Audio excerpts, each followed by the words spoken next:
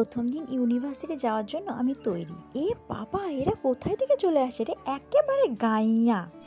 মা দেখো, আমি ফার্স্ট ক্লাস নিয়ে পাস করেছি। এবারে আমি শহরে গিয়ে পড়াশুনো করব, আমার স্বপ্ন পূরণ করব। শহরে পড়াশুনো করতে যাব বলে কথা, হালকা একটু সাজতে সাজতেই হবে। তো আমি অত সাজতে পারি না, গ্রামের মেয়ে কি না। একটু ক্রিম মেখে টিপ পরে নিলাম, হালকা একটু কাজল পরে নিলাম। অত ফ্যাশন করতে পারি না, কিন্তু কাজল পরতে আমার ভালো লাগে। চুলে বেনি করতে আমি বেশি স্বাচ্ছন্দ্য বোধ করি। আমার চোখে আবার পাওয়ার রয়েছে, তো চশমা তো পরতেই হবে। ব্যাগ নিয়ে আমি এখন রেডি। মা, আমি আসছি। এই যে শুনছেন, বলছি অফিস রুমটা কোন দিকে? কোথায় থেকে যে এরা চলে আসে, পুরোই গাইয়া। কি নাম তোমার?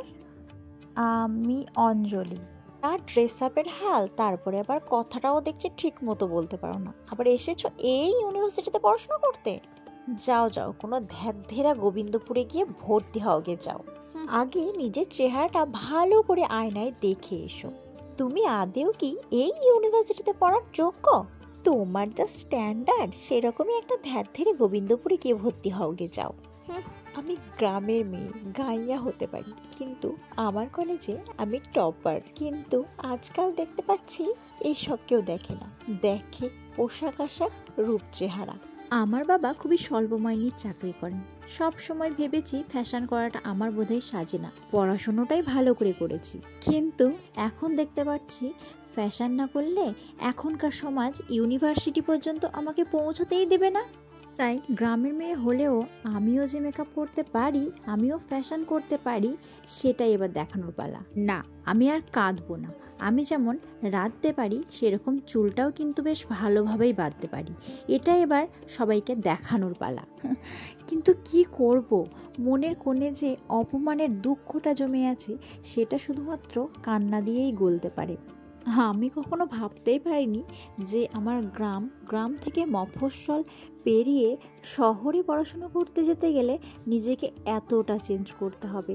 নইলে নিজের মনের মতো সাদামাটা সাজতে গেলে এরকমভাবেই সবার কাছে হাসির পাত্র হতে হবে।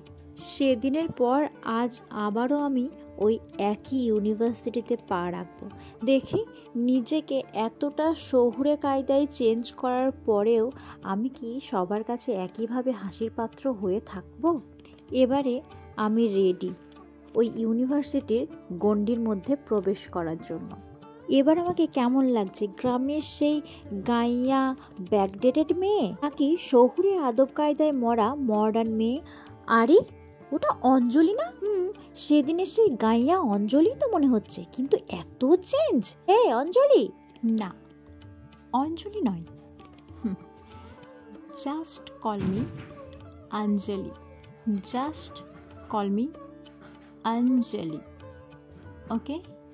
সেদিন যখন আমি একটা গ্রামের সাধারণ মেয়ে হয়ে ইউনিভার্সিটিতে এসেছিলাম, তখন তোমাদের আমাকে দেখে ঘেন্না লাগছিল, সঙ্গে আমাকে এই ইউনিভার্সিটিতে মেনে নিতে তোমাদের ভীষণ কষ্ট হচ্ছিল। কিন্তু অবাক করা ব্যাপার হলো, দেখো আজকে আমি যখন একটা শহুরে আদব কায়দায় মোড়া মডার্ন মেয়ে হয়ে এই ইউনিভার্সিটিতে প্রবেশ করেছি, তখন তোমরা সবাই আমাকে ডেকে কথা বলছো। তো একটা কথা তোমাদেরকে আমি জানিয়ে রাখি, কখনোই কাউকে তার পোশাক আশাক বা পরিচ্ছদ দেখে বিচার করো না যে সে কিসের যোগ্য বা কিসের যোগ্য নয়। জানো তো, আমি আমার কলেজের টপার ছিলাম। ছোটোর থেকেই আমি সাজগোজ পোশাক আশাকের দিকে বেশি টাইম খরচা করিনি, সবসময় পড়াশোনাটাকেই ভালোভাবে করেছি। আর সবসময় ভেবেছি পড়াশোনা যদি আমি ভালোভাবে করি, ভালো রেজাল্ট করি, তাহলেই আমি ভালো ইউনিভার্সিটিতে ভর্তি হতে পারবো। কিন্তু শহরে এসে সেই ধারণা আমার ভেঙে গেল। তাই বলছি, গ্রামের মেয়েদেরকে আন্ডার এস্টিমেট করো না। যে রাধে সে চুলও বাঁধে।